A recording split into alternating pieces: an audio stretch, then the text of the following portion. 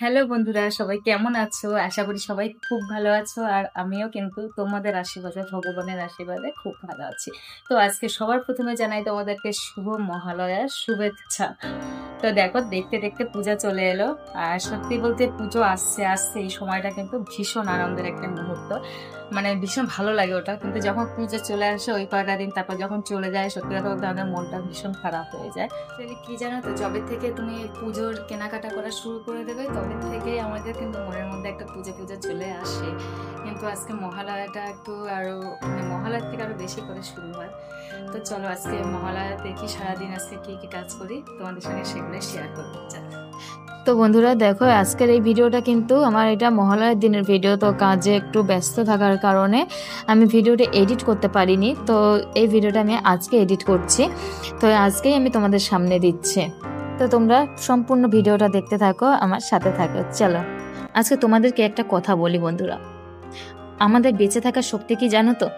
আমাদের বেঁচে থাকার শক্তি হলো আমাদের আত্মসম্মান বোধ। এই আত্মসম্মান বোধ যার ভিতরে না থাকে তাকে মানুষ কিন্তু একদমই দুর্বল, বোকা, মূর্খ মনে করে। কি ঠিক বললাম তো বন্ধুরা? তো আজকে তোমরা কে কে মহালয়া দেখলে অবশ্যই আমাকে জানিও। আমি কিন্তু দেখিনি, সত্যি কথা বলতে অনেক বছর হয়ে গেল আমি মহালয়া দেখি না। যেহেতু সত্যি বলতে ছোটবেলায় যেরকম মহালয়া দেখতাম, এখন আর সেরকম হয় না, তো ভালো লাগে না দেখতে। ভালো লাগে না বলে দেখি না, কিন্তু ওই ভোরবেলা যে মানে রেডিওতে যেটা চলে আমি কিন্তু সেটা শুনি। আমাদের পাড়ার একদম পাশের ক্লাবেই মানে প্রতিবার মহালয়ার দিন সকালবেলা উঠে ক্যাসেট চালিয়ে দেয়, তো সেটা শুনি, খুব ভালো লাগে। ওটা দেখার থেকেও বেশি ভালো লাগে।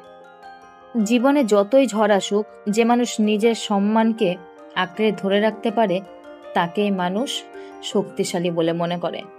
কি তাই না?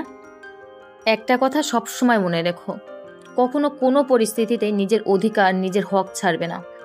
সেটা হতে পারে তোমার অর্থ, হতে পারে সম্পদ বা আন্তরিকতা, ভালোবাসা, সম্মান, যাই হোক, নিজের অধিকারটা কখনোই ছাড়বে না। সবটা ইঞ্চি ইঞ্চি বুঝে নেবে, ঠিক যতটা আপনার প্রাপ্য। কি আমাকে স্বার্থপর মনে হচ্ছে তাই না? আসলে সত্যি কি জানেন, সত্যি হচ্ছে আপনি যখন ছাড়বেন তখনই সবাই মনে রাখে। দুদিন না যেতেই যখন হজম হয়ে যায় তখন আপনার দিকে আঙ্গুল তুলতে তারা দুবারও ভাববে না। আর তখনই শুরু হয় মানসিকভাবে নিঃস্ব হয়ে যাওয়ার মতো অমানবিক কষ্ট। দেখো বন্ধুরা, আমার হাতে যেটা দেখতে পাচ্ছ এটার নাম হচ্ছে ডার্মা রোলার। অনেকেই চেনো, আবার অনেকেই চেনো না। এটা কিন্তু ইউটিউবে প্রচুর ভিডিও আছে ডার্মা রোলারের, তোমরা দেখে নিতে পারো। এটা এই যে দেখতে পাচ্ছ আমি মাথা ব্যবহার করছি এভাবে করে। এটাতে কিন্তু তোমার নতুন নতুন অনেক হেয়ার জন্মায়। তো সেই জন্য আমি এটা নিয়েছি, 2-3 মাস মতো হলো। তো আমি কিন্তু উপকার পেয়েছি, ভালোই কাজ হয়েছে। তোমরা দেখতেই পাচ্ছ আমার সামনে থেকে কপালটা অনেক বড়। এমনি আমার কপাল বড়, তা হলেও আমার কিন্তু চুল অনেকটা সামনে থেকে উঠে গেছিল। তো এখন আবার সেই সব জায়গায় নতুন চুল হয়েছে। আমি এই ডার্মা রোলারটা ব্যবহার করেই এটা আর কি বুঝতে পারছি। তো দেখো তারপরে মানে ওর ডার্মা রোলার ব্যবহারের পরে যে তেলে একটু একটা ভিটামিন ই ক্যাপসুল নিয়ে তোমাকে হচ্ছে গিয়ে এরকমভাবে মাথায় ম্যাসাজ করতে হবে। তো অনেকক্ষণ ধরে মাথায় ম্যাসাজ করো আর সব পুরো চুলেই দিও, খুব ভালো। তারপরে আমি আবার বিকেলে দেখাবো যে মাথা ঘষার পরে চুলটা কেমন হয়। আর এটা তোমরা ব্যবহার করে দেখতে পারো, এটা কিন্তু খুব ভালো। তোমরা চাইলে সর্ষের তেল বা নারকেল তেল, যেটাই পারো তোমাদের ইচ্ছে মতো তেল তোমরা ব্যবহার করতে পারো। আর সাথে ভিটামিন ই ক্যাপসুলটা দিয়ে নেবে। আর এই ভিটামিন ই ক্যাপসুলটা কিন্তু চুলের জন্য খুব উপকারী, শুধু চুল বলবো না, স্কিনের জন্যও কিন্তু খুব উপকারী।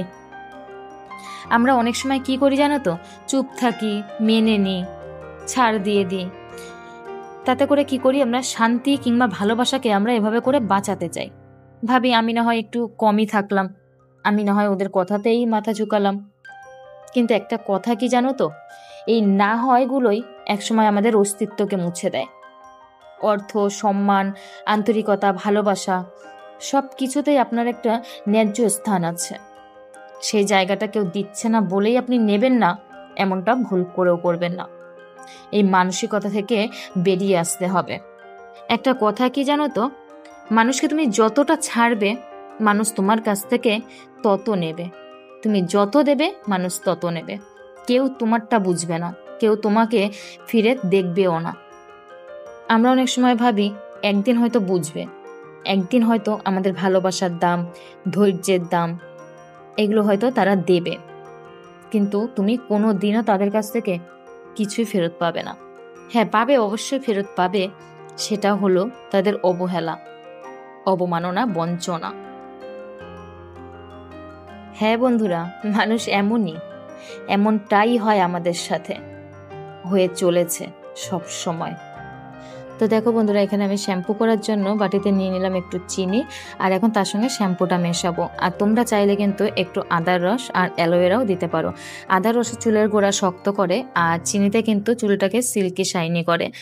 তো আমি এখন আদার রসটা দেওয়ার আমার সময় নেই, তো তার জন্য আমি শুধু চিনিটাই দিলাম। তো তোমরা চাইলে আদার রস, তারপরে হচ্ছে অ্যালোভেরা, এগুলো দিয়ে নিতে পারো, তাহলে কিন্তু আরো বেশি উপকার পাবে। দেখো, তুমি যদি একটু শক্ত হও তাহলে তোমাকে হয়তো কেউ স্বার্থপর বলবে, নিজেরটা ছাড়া কিছু বোঝে না, এগুলো হয়তো বলবে। কিন্তু সত্যিটা কি জানো তো, যখন তুমি ছেড়ে দাও তখন কিন্তু সবাই খায়, যখন চুপ থাকো তখন সবাই ঠেকায়, আর যখন ভেঙে পড়ো তখন কেউ ফিরে তাকায় না। মানুষের স্বভাবটাই এমন, তুমি যতটা মাটি হবে তারা ততটা হেঁটে যাবে তোমার উপর দিয়ে।